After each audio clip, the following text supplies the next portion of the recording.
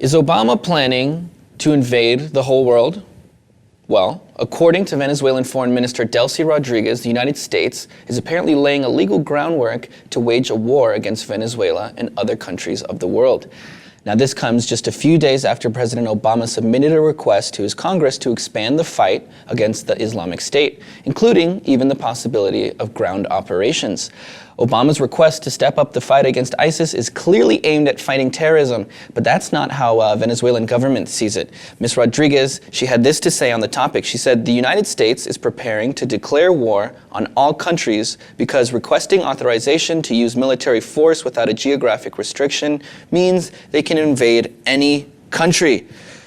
Jose, they obviously don't like the U.S.'s foreign policy so much in Venezuela. Given the new sanctions, well, even before that, but more recently speaking, given the new sanctions, they're pissed. Their economy is spiraling down. They're losing money. A lot of things to play into that whole thing. You got oil dropping, all those things. Okay, so do they really think that the U.S. is planning to, secretly invade all these countries by saying that IS is, kind of everywhere? Yeah, in Venezuela too. No, well, they're kind of saying that, this is just 9/11 again. This is George Bush saying that he has a reason now to go into any country he wants. Is that what they're really doing here? Well, I think that the reading that they want to state as official, because as you know, Venezuela has a very controlled media landscape. Yes. Mostly of the broadcasts that happen there, the official broadcasts that come, I don't know about Maduro, but Chavez used to sit down every day for 2 or 3 hours on national television just laying it, every day with his message and his narrative. So now the U.S. with these sanctions and the reading of the ISIS request, it's like wood for the fire that Maduro wants to put under the feet of all the Venezuelans and rally them around the idea that the U.S. wants to hurt them, so they go behind him and he can rally the people, especially the uneducated population of Venezuela that is not up to date with the reality of the relationship of the two countries. Right, and I'm glad you brought that point up. It seems as if those people who are really supporting Maduro, everything he says, they take it as gospel, are the same ones who are waiting in line for hours on end to get their meager rations, subsidized prices of the food.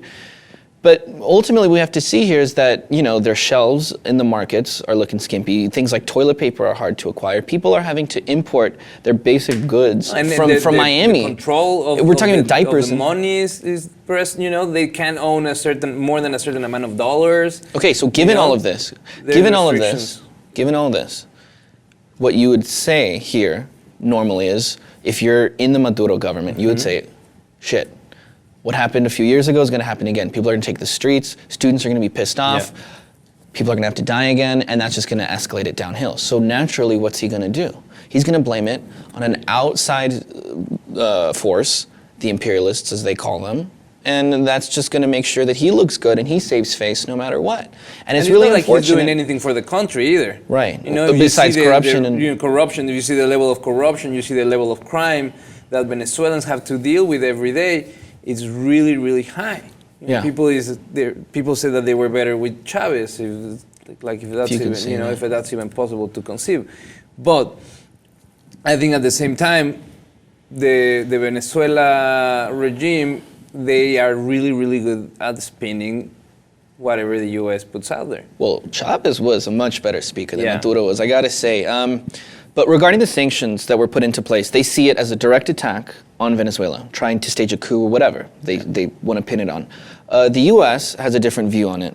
Assistant Secretary Roberta Jacobson, on Wednesday, she tweeted, she said that the goal of the sanctions basically were to persuade the Venezuelan government to change its ways, not to remove the government in any way. It's kind of, to get them away from this whole system of corruption and try to straighten them out, but it seemed to fuel the fire.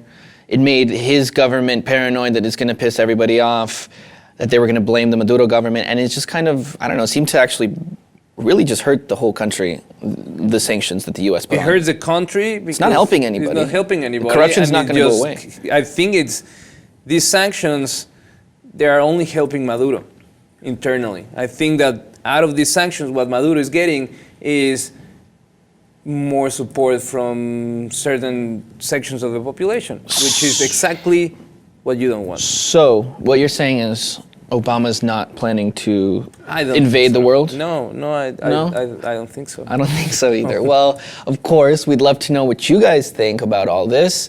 Are the sanctions that we actually imposed on Venezuela actually inadvertently some way to blame for all of this? Or maybe is this, just what happens when a guy who wears tracksuits and who didn't really finish school becomes a president of a country? We'd love to know what you guys have to say. Of course, comment, and if you haven't done so already, subscribe to the Lip TV.